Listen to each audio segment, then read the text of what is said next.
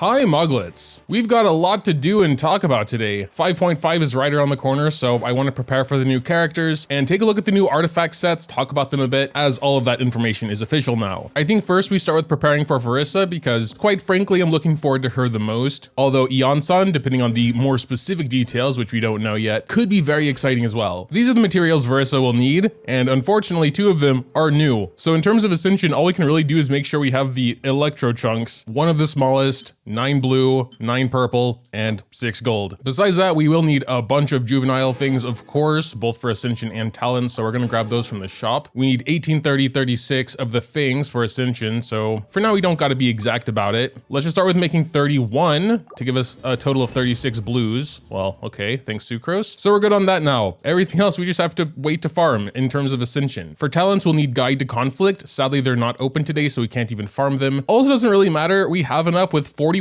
greens, 81 blues, and even if we want to get some a couple higher, 18 purples. Typically my goal is to get the important talents up to 8. Since Varesa is a main DPS, it's possible, you know, all of her talents are going to be important, but I'm not sure yet. The wiki has updated, so we can actually take a closer look at her kit later. So for now, let's assume they're all important and keep the required books for all talents, which is 9 greens and 63 blues, which means we can only make 9 golds here, I believe, while holding on to at least 63 of those.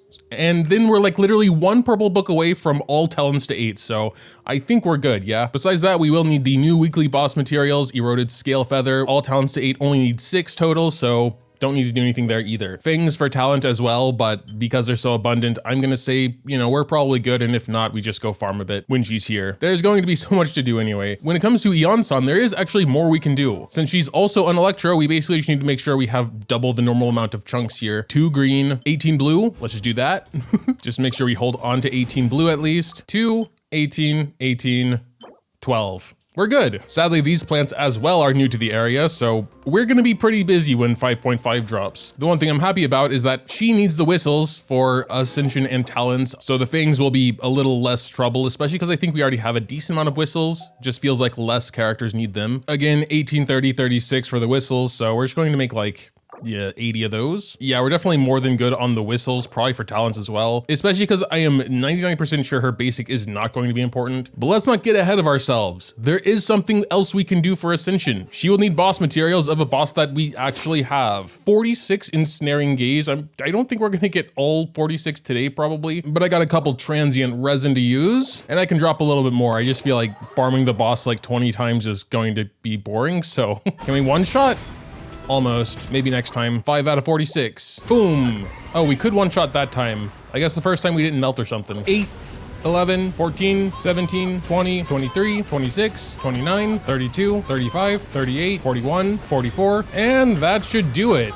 47. I did decide to just get all of them because, yeah, when 5.5 actually drops, we're going to be busy with Varesa's boss. So we've done all we can in terms of Ascension for Iansan. In terms of talents, we will need the contingent books. They would be open today, but again, I don't think we really need them. 15 purples, 76 blues, 63 greens. We'll get up to 20 purple in case at least 2 of her skills are important. The only other thing is Denial and Judgment for anything past 6, but yeah, we have 17 of them, so totally good in that regard as well. So yeah, we prepared as much as we can for both characters. Honestly, wasn't too much, just the boss runs really. Oh, I almost forgot about Artifact Transmuter. Patch is ending in a couple days, so we should probably do that now, especially because these Sanctifying Elixirs are getting buffed. I farmed a ton of Codex, so I'm just going to throw these in. I don't think they're particularly good. 1 more plus 4. Cool, got 10 ready to go. There are other ways to prepare for a character though, like learning a little bit about them through the wiki. I'm assuming this is official information because the wiki usually doesn't, you know, talk about leaks, but apologies to Genshin team if that's not the case. Let's start taking a look at Varesa. There are some bits of information where it gets more specific, like, you know, the amount of Night Soul points she gains upon plunging, the fact she consumes all of her Night Soul points upon plunging. I don't think was mentioned in the special program, but yeah, I could have just missed it, I guess. And apparently all of this is encompassed with just her normal attack, so I'm going to assume we should probably be raising it. I mean, she's a plunge DPS, so if you use the plunge multiplier, sometimes it doesn't work like that, but let's assume it does in this case. We gain increased interruption resistance in the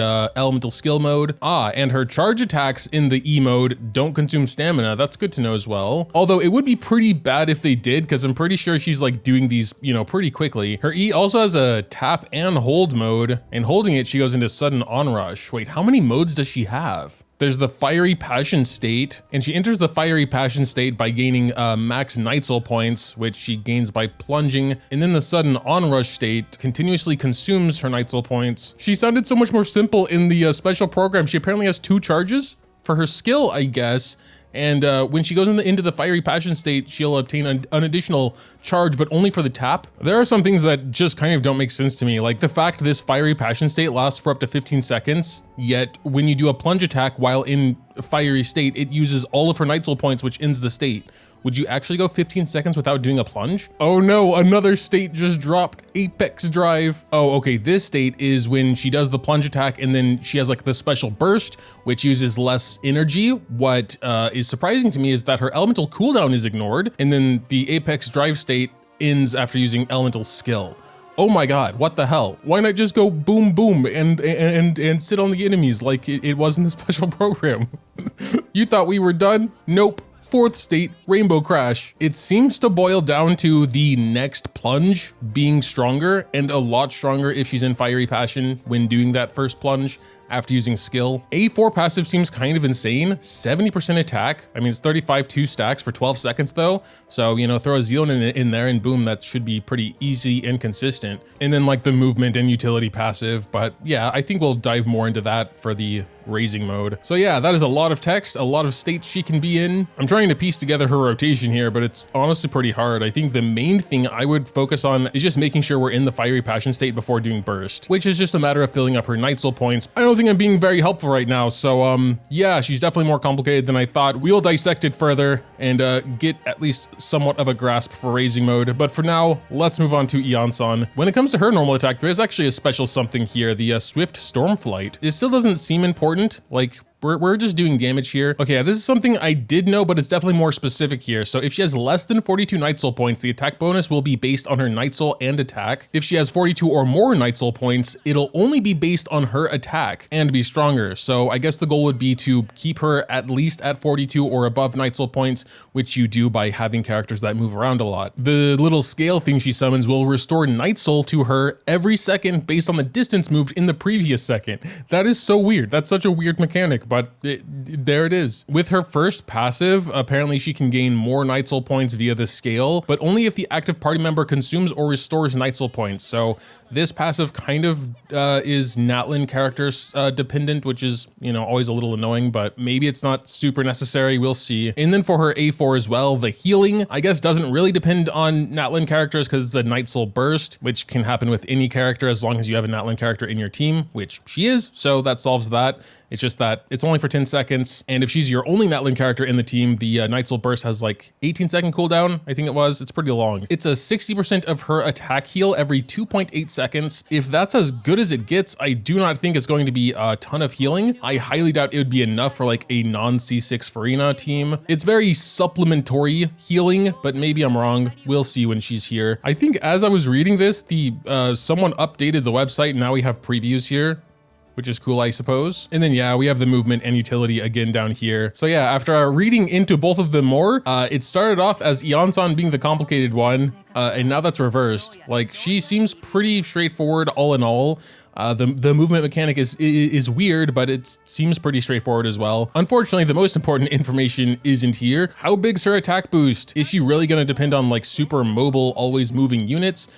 We'll see. We'll have to look at all that when she comes out. But yeah, if her attack boost is at least comparable to Bennett's, then yeah, we have a mobile Bennett, which would be amazing because the circle impact memes are getting a little stale. I guess the one downside is that she's Electro though, so she's not gonna fit in like all the same teams as Bennett because Bennett's also nice for Pyro-Res and all that. Besides that, I wanted to take a look at the new artifact sets coming, starting with Long Night's Oath, which I guess will be Varesa's signature set as it is a plunging set. 2-piece, 25% plunging damage. The 4-piece is basically 75% more plunging damage. Because you get stacks with plunge, charge, and skill, it's going to be perfectly fine for Varesa. Unfortunately, I don't think it's going to be that good for many other plungers, or at least they won't be able to get all like stacks consistently. I guess you could weave it in, maybe. I think the other issue is it doesn't last that long and the stacks are counted independently. So one thing I'm not sure about is if you could just do like 2 elemental skills and 1 plunging attack to get all 5 stacks, or if you need to do 1 of each to get all 5. At least one passive I can think of works like that. Polar Star comes to mind, though it is worded slightly differently. To max out this passive, you need to do a normal attack, charge attack, skill, and burst. You can't just do 4 normal attacks, you know? Of course, Xiao comes to mind, and I think there is a sort of plunge combo that does incorporate a charge attack with him, so maybe the only bad thing is that his elemental skill you're not supposed to use while in burst mode,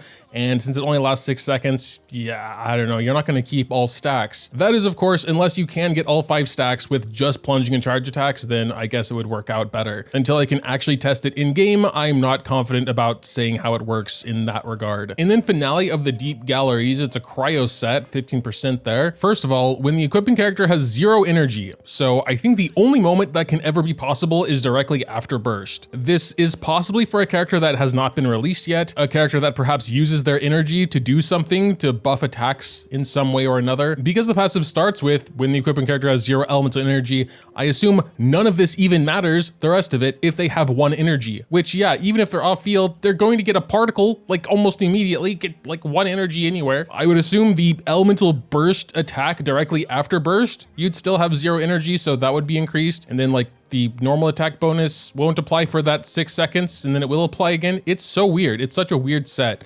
So my only assumption right now is that it's for someone who doesn't exist yet. They have been doing very interesting things with energy lately, so I would not be surprised if we, you know, have a character that has some way to not get energy after burst for a set time, and then, you know, they're using all the energy they would have gotten in some other way. This is literally speculation, and maybe there's someone I'm forgetting that it's actually perfect for that currently exists in the game, because we have a lot of characters now, but yeah, no one's coming to mind. And finally, Vivid Notions. Let's take a quick look at that as well, the new 5-star Catalyst. Skewed pretty heavily towards attack at 674 there, 44.1 crit damage, 28% attack period, so no requirements there. Always like to see those. The rest of it makes it pretty much only good for Varesa. When used plunging attack crit damage is increased by 28%. Upon using skill or burst, it'll be further increased by 40% crit damage. Even though it seems like it's only gonna be for Varesa, it's still a little weird because the buff will be canceled 0.1 seconds after the ground impact hits a target. But because you gain one of the stacks with a plunging attack, does that mean that doesn't matter at all unless you don't do a plunge attack for 15 seconds? The fact it's the same with skill and burst and that 40%, I guess she kind of works like that anyway, doing plunges in between the skill and burst. It's too early to tell right now if you can always have, you know, the full 68% plunge crit damage bonus for every plunge she does. But yeah, of course, looks very niche. We'll play with it for the weapon video. I guess any character can be a plunge character with Xian Yun. But yeah, we'll jump into all that when the patch actually releases in a couple days. So until then, let me know what you think in the comments down below. Dropping a like or subscribing to the channel if you enjoy is always greatly appreciated as well. Thanks, as always, for watching, and until next time.